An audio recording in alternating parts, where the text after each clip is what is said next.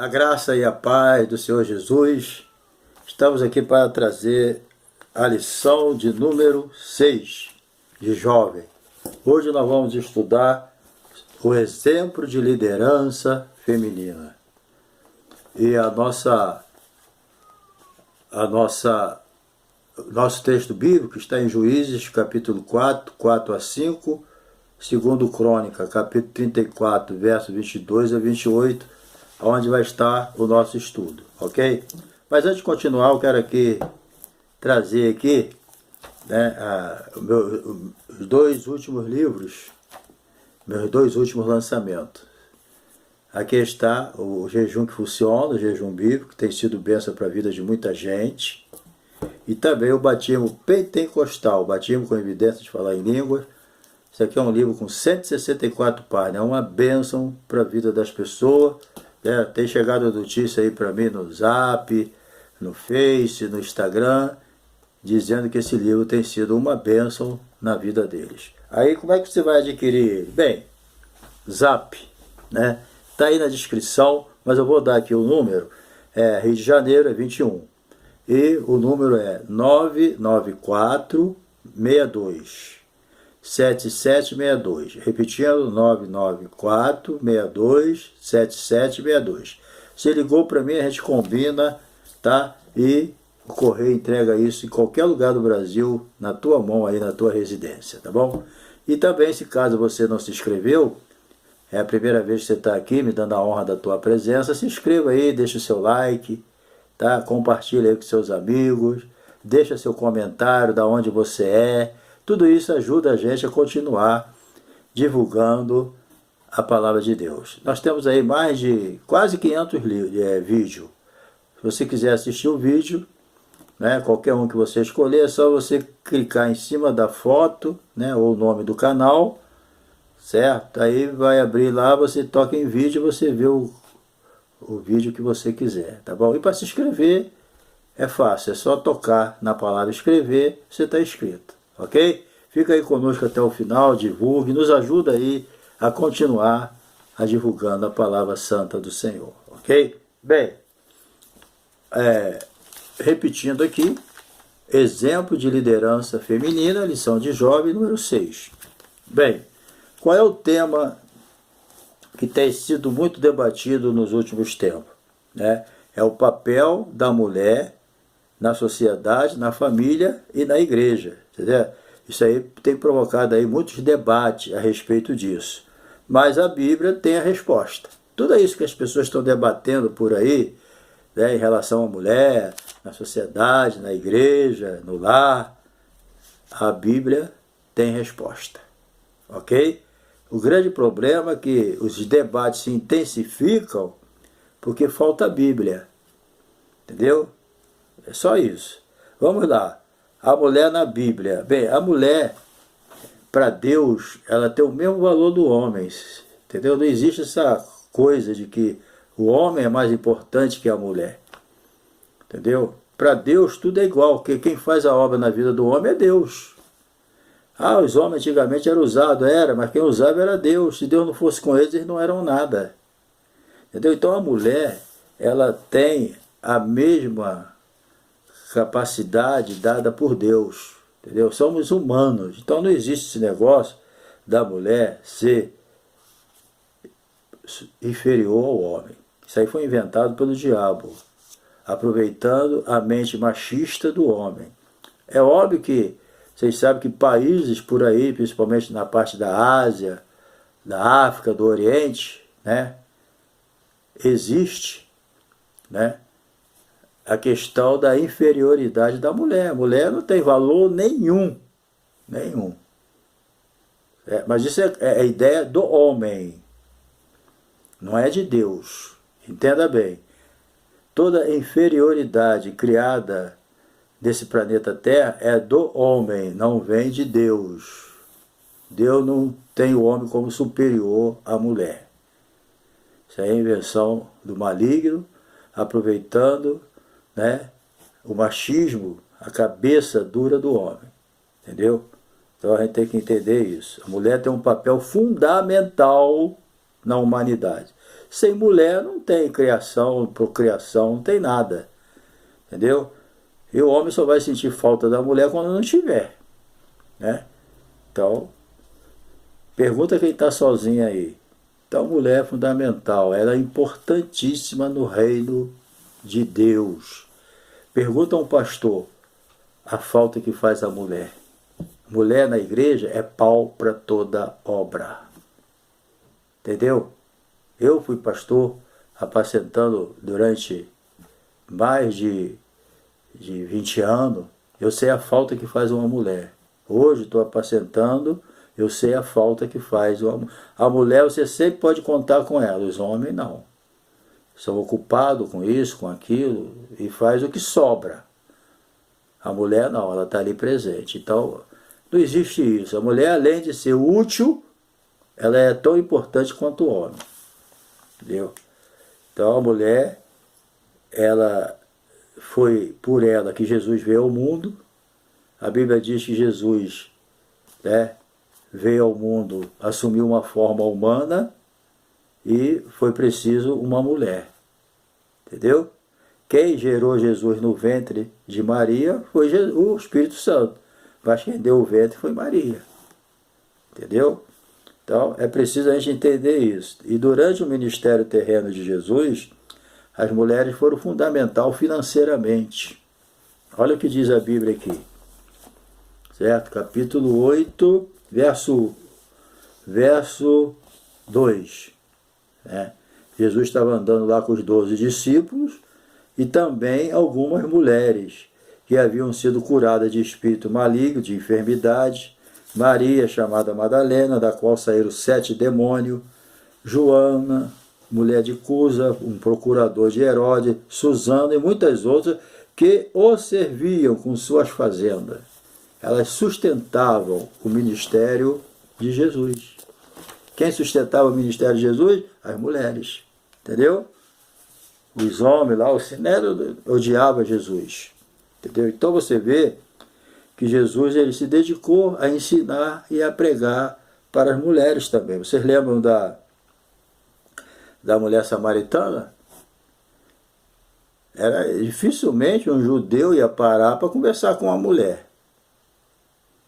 Eles não aceitavam, era até proibido, pegava até mal um judeu parado numa esquina conversando com uma mulher. Isso aí não era aceitável. Quanto mais uma samaritana. Então, quando os discípulos vieram trazendo aí os alimentos, eles depararam com Jesus no poço de Jacó, conversando com uma mulher samaritana.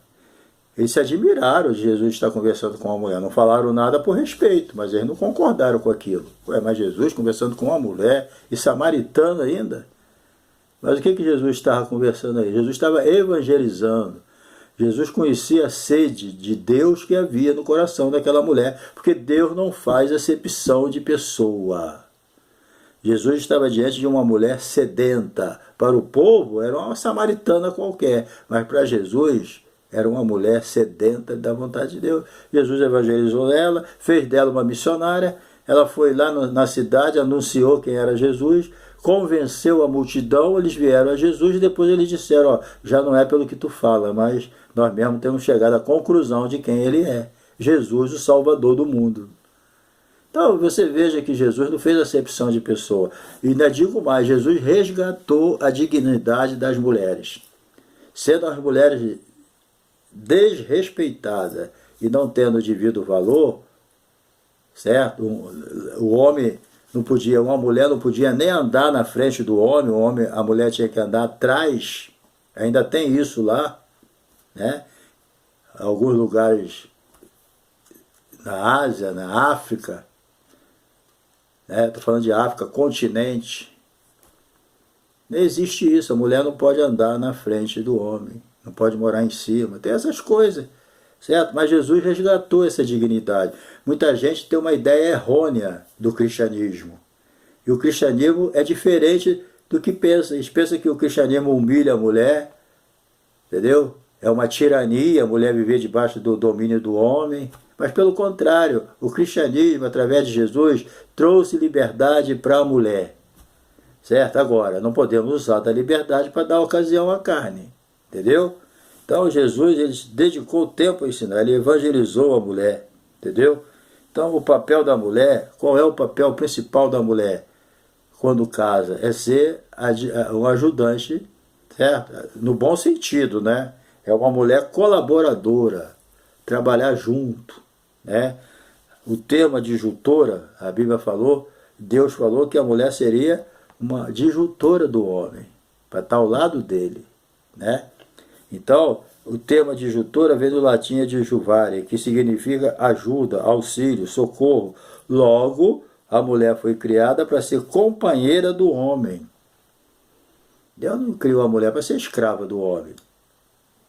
Quando Deus falou, domina a terra e os animais, Deus não mandou ninguém dominar o homem. Hoje, com a entrada do pecado no mundo, o homem gosta de dominar o outro. Mas Deus não mandou o homem dominar o outro. Entendeu? Deus mandou dominar a terra, não o homem. Mas você vê que o homem gosta de ter domínio sobre outras pessoas, inclusive a mulher. Entendeu? Então, logo ela foi criada para ser companheira do homem. Então, segundo a Bíblia, né, a mulher participe da Deus quer que a mulher participe da responsabilidade de Adão, como ele coopera no plano de Deus. Então a expressão esteja como diante significa idônea. A palavra idônea significa o quê? Uma mulher capacitada. Então a mulher foi capacitada para estar ao lado do homem, não debaixo dos seus pés. Entendeu? Qualquer coisa além disso é coisa da vaidade humana e do diabo. É o machismo e por aí afora. Não é isso que a Bíblia ensina. As pessoas querem, né, criar problema com a Bíblia, mas a Bíblia ensina bem diferente. A Bíblia ensina o homem a amar a igreja, a amar a mulher como Cristo amou a igreja. Qual foi o amor de Cristo? Cristo morreu pela igreja. Então Deus quer que o homem ame a mulher a ponto dele morrer por ela. Qual a mulher que não quer ser amada por um homem que é capaz de morrer por ela? Então é isso que a Bíblia ensina. Eu acho que a porta é mais estreita para o homem do que para a mulher. A mesma Bíblia que ensina a mulher a ser submissa ao homem, ensina que o homem deve, se for necessário, dar a vida pela mulher. É esse tipo de amor que Deus quer de nós, homem, pela nossa esposa. Entendeu? É isso que ensina. Agora, qualquer coisa fora disso não é bíblico. A Bíblia é isso. Vai lá ver. Entendeu? Mulheres, agora vamos ver aqui, mulheres na liderança da igreja. Débora foi profetisa, também exerceu. Então Débora, ela foi uma mulher que foi juíza, entendeu? Ela julgou o povo de Israel, uma mulher. E também ela foi profetisa, entendeu? Ela foi uma pessoa usada por Deus, chamada por Deus, escolhida por Deus, para libertar o povo da opressão de Jabim. Está lá em Juízes 4:3. A opressão que Israel viveu foi consequência de quê? Não precisa nem falar, né? É da desobediência.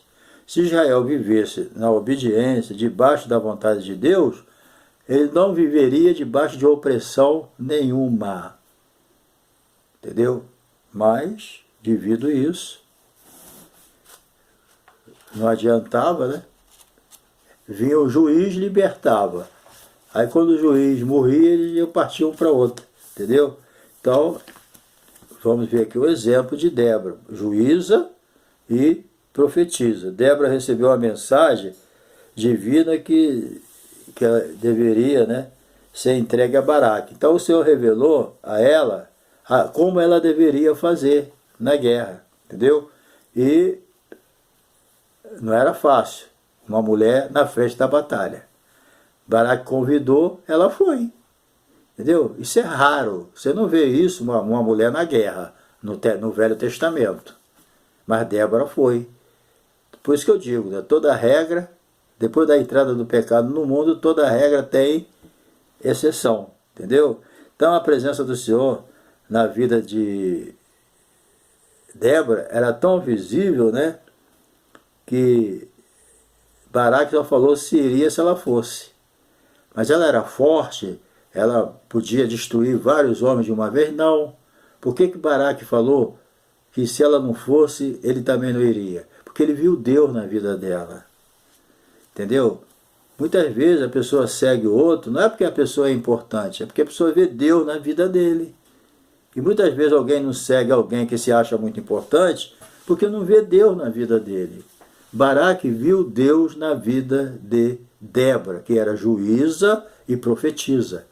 Deus chamou ela para a guerra e ela convidou Baraque. Baraque, por quê? Baraque só ia se ela fosse. Por quê? Porque Baraque viu Deus na vida dela.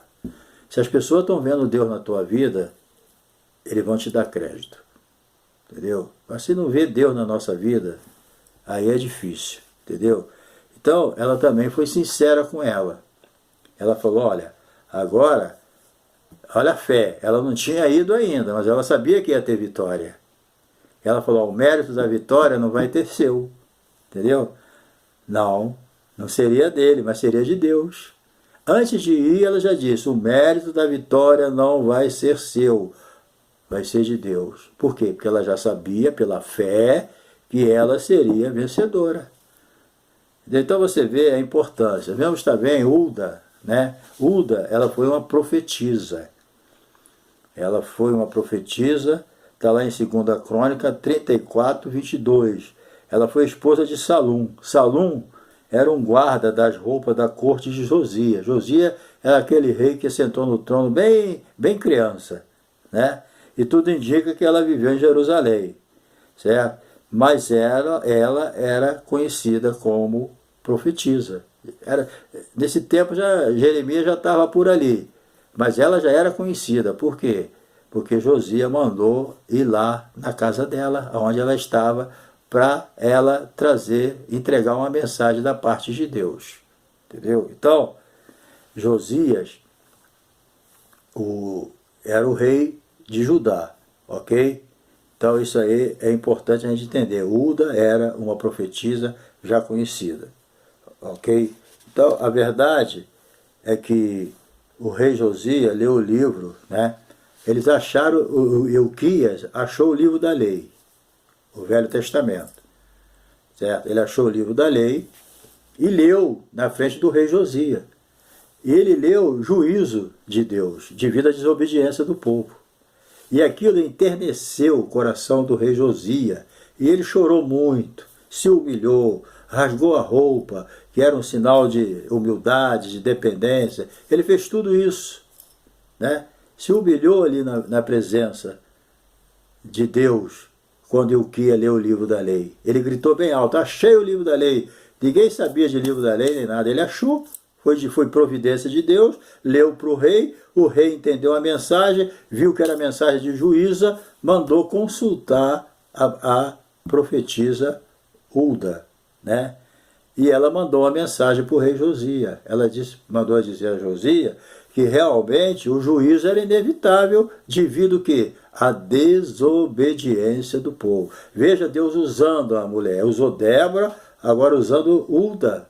Deus sempre deu importância à mulher, né? Sempre usou. Então é a vontade de Deus usar as mulheres.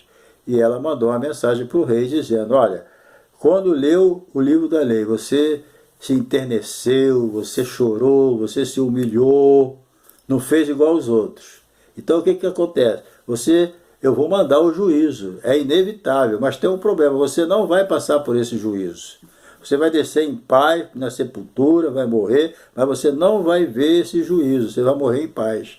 Mas o juízo vai vir, mas você não vai ver, vai ser depois de você. E o juízo veio, vocês sabem que Nabucodonosor arrasou com Jerusalém. Destruiu o templo, os muros, matou muita gente e levou um grupo em 3 levas para a Babilônia, inclusive Daniel foi junto, Ezequiel, né? Então, o juízo veio, mas Deus falou, você, Josias, eu vou livrar. Livrou ele, levando ele. Ele morreu. Mas Deus profetizou que ele não veria esse juízo por causa da desobediência. Ok? Mas quem que Deus usou aqui? Usou uma mulher. Né? Já ouvi pessoas dizer, eu não aceito profecia de mulher. Tem que ver a cabeça. A pessoa tem que ter discernimento. Pode ser mulher, pode ser criança. Pode ser quem for, Deus usa quem Ele quiser. Agora, eu é que tenho que ter discernimento de espírito para saber a origem da mensagem. Às vezes pode ser um homem com carteira de pastor, de terno, todo de gravata, todo bonitão, né? Dentro do costume, mas a origem da mensagem é maligna, é carnal. Então o crente tem que ter discernimento. Pode ser uma criança que profetizar para mim, eu tenho que ter discernimento para saber se aquela mensagem veio de Deus ou do diabo ou do homem, da carne. Então a gente não tem que se levar só pela aparência. A aparência é importante, mas a gente não tem que ser levado só pela aparência. Nós temos que olhar o conteúdo. É uma mulher, mas é uma mulher de Deus. Uma vez alguém me perguntou assim, pastor Adilson, há muito tempo, né? Você deixaria uma mulher orar e botar a mão na tua cabeça? Eu falei, se for mão de Deus, mão santa, pode. Certo? Se for uma mão santa para me abençoar, eu não faço acepção de pessoa. Se Deus vai usar, deixa ele usar. Se Deus quer usar uma mulher, por que eu vou tentar impedir? Então tem que ter inteligência também. Tá bom? Então Deus não tem todos esses problemas de acepção, de discriminação, é coisa de homem. Deus não tem nada a ver com isso. E tem muitos que estão precisando estudar a Bíblia sem preconceito. Não é levar a sua interpretação para a Bíblia. É fazer igual Samuel. Fala que o teu servo ouve. É assim que você tem que ler a Bíblia. Que eu tenho que ler a Bíblia. Abra a Bíblia e fala, Senhor, fala para o teu servo. Não eu levar a minha interpretação para tentar adaptar na Bíblia o que eu quero. Isso aí não é de Deus. Vamos lá, a liderança de Priscila. Outra mulher usada por Deus, Áquila e Priscila. Priscila era esposa de Áquila. Ela fazia parte da equipe missionária do apóstolo Paulo. Ela era uma bênção. Ela morava em Roma com seu marido, mas um dia o imperador expulsou todos os judeus de Roma e ela teve que vir embora. E chegaram lá em Corinto e encontraram com Paulo. Paulo era fazedor de tenda, eles também se uniram, e foram fazer tenda, e ela passou a fazer parte da equipe missionária de Paulo, e era muito usada por Deus, certo? E também, com certeza, ela foi um instrumento de Deus para ajudar Apolo, e Apolo era um grande pregador, conhecedor das Escrituras, mas a Bíblia diz que ele só conhecia o batismo de João, igual os crentes lá de Éfeso, que Paulo foi lá, batizou ele, depois eles foram batizados com o Espírito Santo. E Apolo precisava conhecer o batismo pentecostal, certo? O batismo de Atos 1:8, ficar em Jerusalém até que do alto seja revestido de poder. Apolo era um cara muito eloquente, mas faltava conhecer o batismo pentecostal, entendeu? E depois ele, com certeza, levaram ele para casa e lá evangelizaram ele nesse aspecto. Então Priscila era muito importante na obra de Deus, entendeu? Ela desempenhou um papel muito importante, trabalhava na equipe de Paulo, trabalhava fazendo tenda e também abria as portas da sua casa para Paulo poder se hospedar ali quando fosse necessário, entendeu? Priscila e seu marido não foram apenas companheiros de trabalho de Paulo, mas foram leais a Jesus Cristo, negaram a si mesmo para o bem-estar do apóstolo da igreja. Bem, a liderança de Lídia. Lídia também, ela era natural ali da cidade de Tiatira, provavelmente, foi a primeira europeia convertida, ali da Grécia, pelo ministério de Paulo. E ela atuava como vendedora de púrpura. Púrpura era encontrado no fundo do mar, uma coisa caríssima. Podemos considerar que Lídia era uma empresária com condições financeiras muito boas, entendeu? E isso aí, e ela demonstrou também ser uma pessoa generosa, pois logo depois do seu batismo, ela colocou a sua casa à disposição do apóstolo Paulo e ele ficou até constrangido com isso. Mas é óbvio que antes disso tudo, ela prestava atenção naquilo que Paulo pregava, naquilo que Paulo ensinava, e Deus preparou o coração dela e ela se batizou e foi uma bênção para a equipe missionária do apóstolo Paulo, entendeu? Então, era uma bênção. Silas, né, olha só, atuava como vendedora de púrpura, demonstrou ser uma mulher generosa, pois logo depois do seu batismo colocou a sua casa à disposição de Paulo. Silas e Lucas, persuadido as que aceitasse o convite. Pronto. Ela falou, não, vocês vão ter que ir. Ela persuadiu ele, entendeu? Então, isso aí foi uma benção. Vamos lá. Depois disso, né, houve a conversão do carcereiro, daquele problema todo que Paulo passou, mas Paulo ganhou aquela família toda para Jesus. Bem, vamos para a parte final aqui. Essa parte aqui é tenebrosa. Uma resposta ao feminismo. A desafiadora realidade do feminismo. Bem, o movimento ideológico conhecido como feminismo teve influência direta do marxismo, certo? Isso aí, qual é a ênfase principal nisso? Primeiramente, é a desconstrução da família tradicional. O que eles querem é desconstruir a família tradicional. Porque o diabo sabe que destruindo a família tradicional, ele está destruindo a sociedade. E o que o diabo quer é destruir a sociedade. Por isso que ele tem usado esses homens com esses ideais malignos para desconstruir a família tradicional. E eles não aceitam outro tipo. Inventam mentira, entendeu?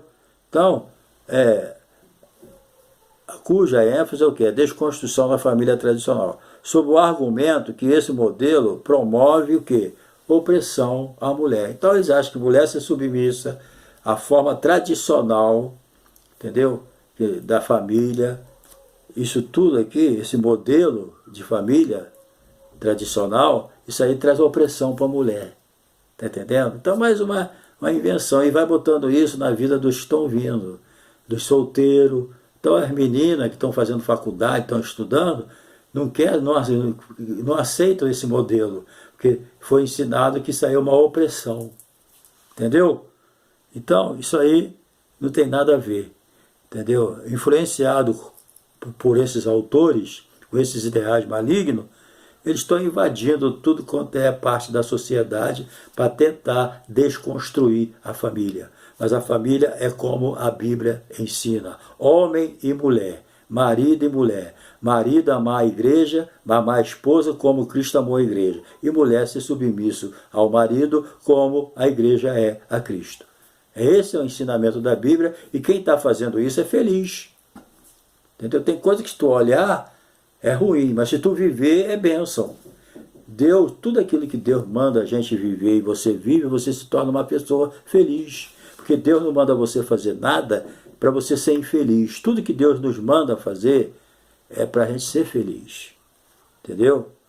É isso que a gente tem que entender. Então, geralmente, os que militam nessa frente tomam como base alguns textos da Bíblia isolados no seu contexto. Então, as pessoas fazem igual o diabo quando enfrentou Jesus no deserto. O que o diabo usou quando enfrentou Jesus no deserto? Ele usou a Bíblia. Mesma coisa hoje, as pessoas, para desconstruir a família e fazer uma lavagem cerebral nas pessoas, eles usam a Bíblia, mas usam igual o diabo, texto isolado. Entendeu? Eles usam texto fora de contexto. Esse é o problema. Texto fora de contexto é pretexto. Muito cuidado com texto isolado. Está entendendo? Toma cuidado. Isso aí a gente tem que entender.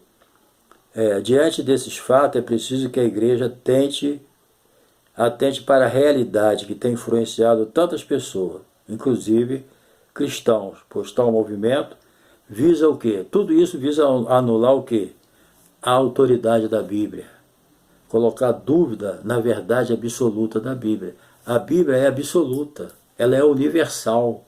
O que é pecado para um é pecado para todo mundo.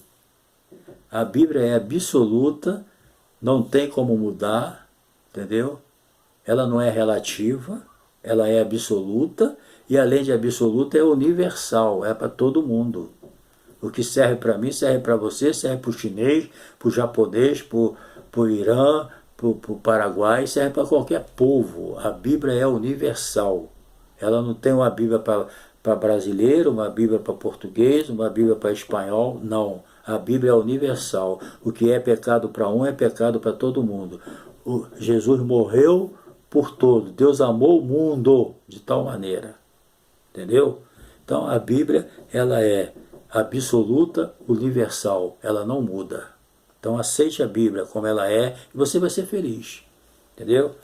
A igreja, uma resposta bíblica, né, que de Cristo deve dar ao movimento feminismo, a resposta para o feminismo, está fundamentada na palavra de Deus. Entendeu? Então a igreja ela tem que reagir. Entendeu? É urgente que a igreja reafirme a sua fé, que a Bíblia é a palavra de Deus. A Bíblia é a nossa regra de fé e prática.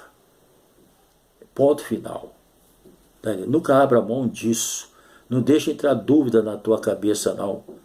Jesus falou, vocês querem saber se o que eu digo é verdade ou não? Obedeça. Quando a gente começa a obedecer a Bíblia, a gente vê a veracidade dela. Tira a dúvida da cabeça. Não vai na conversa do diabo através dessas pessoas, não. Eles estão aí para roubar, matar e destruir. Entendeu? Então, a Bíblia é infalível, não tem falha, é inerrante, não tem erro. Entendeu? Você lê lá 2 Timóteo 3, versículo 14 e 17. Então, a Bíblia é familiar a todo mundo. Entendeu? Então, não adianta. Nela, expondo deve ser preservado, mesmo em meio a muitos ataques de movimentos que visam a desconstrução da verdade. Então, eles querem destruir tudo para construir coisa nova, maligna. Entendeu? O termo dominar aqui, olha só, a despeito dos argumentos que os simpatizantes do feminismo, eles utilizam. É preciso afirmar que eles querem desacreditar verdades eternas e imutáveis da Bíblia. Por exemplo, o termo dominar, né, na Bíblia, ali em Gênesis, o homem vai dominar a mulher, implica em, não quer dizer maltratar, entendeu? Subjugar, nem humilhar. Não quer, a palavra dominar não quer dizer isso na Bíblia, entendeu? Indica que o homem também não indica que o homem é superior à mulher. O texto aqui, a respeito da mulher estar calada, também não ensinar na igreja, é daquele momento ali, que lá em Coríntios, as mulheres ficavam no meio do culto fazendo perguntas. Aí Paulo falou, não, quando chegou essa notícia, Paulo, quando ele estava escrevendo a carta, foi uma das notícias que chegou a ele, que ele escreveu aquela carta baseado nas informações que ele recebeu. E ele recebeu a informação que as mulheres estavam falando muito no culto, fazendo perguntas. Então ela falou, então não permito isso. Quer saber de alguma coisa? Pergunta em casa. No culto não. O culto não é para confusão e ficar fazendo pergunta. No contexto da época. Entendeu? Então, essa questão de a mulher ficar calada é pontual. Era na igreja de Corinto por causa da confusão que estava havendo por causa das mulheres ficar falando e fazendo pergunta. Sabe, se algumas, se der oportunidade, elas falam mesmo. Então o culto não é para toda hora estar interrompendo o culto para ficar fazendo pergunta. Faz em casa. É isso que ele quer dizer. Ele está falando aqui de pregar, de ensinar. Não existe isso aqui. Entendeu? Então as pessoas atacam as mulheres, que as mulheres têm que ficar caladas e não pode falar nada na igreja, nem dar um glória. Né? Então, os que atacam a Bíblia, né, entendem dessa maneira. Querido, a mulher tem o seu espaço, certo? Na igreja. A mulher tem o seu espaço e ela exerce o seu papel, que é fundamental no plano de Deus na humanidade.